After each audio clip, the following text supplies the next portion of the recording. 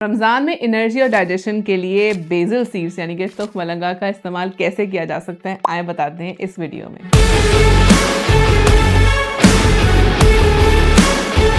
क्या आप रमजान में थकान, डिहाइड्रेशन या डाइजेशन का इश्यूज फील करते हैं? अगर रोजे के दौरान आपको कब्ज, कमजोरी या अचानक एनर्जी क्रैश महसूस होता है तो शायद आपको अपनी डाइट में ये छोटे छोटे लेकिन पावरफुल किस्म के ये जो छोटे छोटे बीज हैं ये शामिल करने चाहिए, जिनको हम बेसिल सीड्स यानी कि तुख मलंगा कहते हैं। ये छोटे से बीज न्यूट्रिएंट से भरपूर होते हैं, रमजान में हाइड्रेशन मेंटेन रखते हैं, डाइजेशन बेहतर करते हैं और एनर्जी को स्टेबल रखने में हेल्प करते हैं। यहाँ पे एक चीज जहन में रखें कि बेसिल सीड्स अलग चीज है, चिया सीड्स अलग चीज है। अभी हम बात कर रहे हैं बेसिल सीड्स के बारे में। बेसिल सीड्स यानी कि तुख मलंगा में कौन कौन से जरूरी न्यूट्रिएंट्स होते हैं? सबसे पहले बात करते हैं फाइबर। बेसिल सीड्स में हाई फाइबर कंटेंट होता है जो डाइजेशन को इंप्रूव करता है, कब्ज को रोकता है और वेट मैनेजमेंट में बहुत हेल्प करता है। Number 2, protein. ये सीड्स प्रोटीन का अच्छा सोर्स है जो मसल्स के लिए भी बहुत जरूरी है और ओवरऑल बॉडी की ग्रोथ और रिपेयर में हेल्प करती है। नंबर 3, इसमें ओमेगा 3 फैटी एसिड्स शामिल होते हैं जो हार्ट हेल्थ को इंप्रूव करते हैं और इन्फ्लेमेशन को भी कम करते हैं। Number 4, calcium. ये सीड्स कैल्शियम का बहुत अच्छा सोर्स है जो बोन हेल्थ और दांतों को मजबूत बनाने में हेल्पफुल रहते हैं। Number 5, iron. बेसिल सीड्स में आयरन भी होता है जो खून की कमी को दूर करने में हेल्प करता है और बॉडी को एनर्जी देता है। Number 6, magnesium. मैग्नीशियम भी इसमें पाया जाता है जो मसल फंक्शन और नर्वस सिस्टम को सपोर्ट करता है। Number 7, antioxidants. बेसिल सीड्स में एंटीऑक्सीडेंट्स होते हैं जो फ्री रेडिकल्स को न्यूट्रलाइज करते हैं और इम्यून सिस्टम को भी स्ट्रॉन्ग करते हैं। Number 8, vitamin. इनमें विटामिन ए, सी, के पाए जाते हैं जो कि आपकी स्किन की हेल्थ, इम्यून फंक्शन और बोन हेल्थ के लिए बहुत जरूरी है। नंबर 9, इनमें जिंक शामिल होता है जो बॉडी के इम्यून सिस्टम को मजबूत करता है और वुंड हीलिंग में भी बहुत पावरफुल है। बेसिल सीड्स को अपनी डाइट में बड़ा आसानी से शामिल किया जा सकता है। उन्हें आप पानी में भिगो कर ले सकते हैं, उसमें साथ लेमन डालें और हनी डालें तो फिर वो तैयार हो जाते हैं। दही या स्मूदीज में भी मिक्स किया जा सकता है। दूध या कोकोनट मिल्क में रात भर डिबो कर भी रखा जा सकता है। नींबू पानी में भी डालकर इसको ठंडा सर्व किया जा सकता है और सैलेड्स की ड्रेसिंग के साथ भी ऐड किया जा सकता है। अगर आप कोई सूप बनाते हैं तो उसमें भी डाल सकते हैं। ये न्यूट्रिएंट से भरपूर बीज ना सिर्फ थकान और कॉन्स्टिपेशन को कम करते हैं बल्कि इम्यूनिटी, हार्ट और बोन हेल्थ को भी सपोर्ट करते हैं। अपनी डाइट में इनको रेगुलर शामिल करें ताकि रोजे के दौरान आप एक्टिव रहें, सेहतमंद रहें और रिफ्रेश महसूस करें।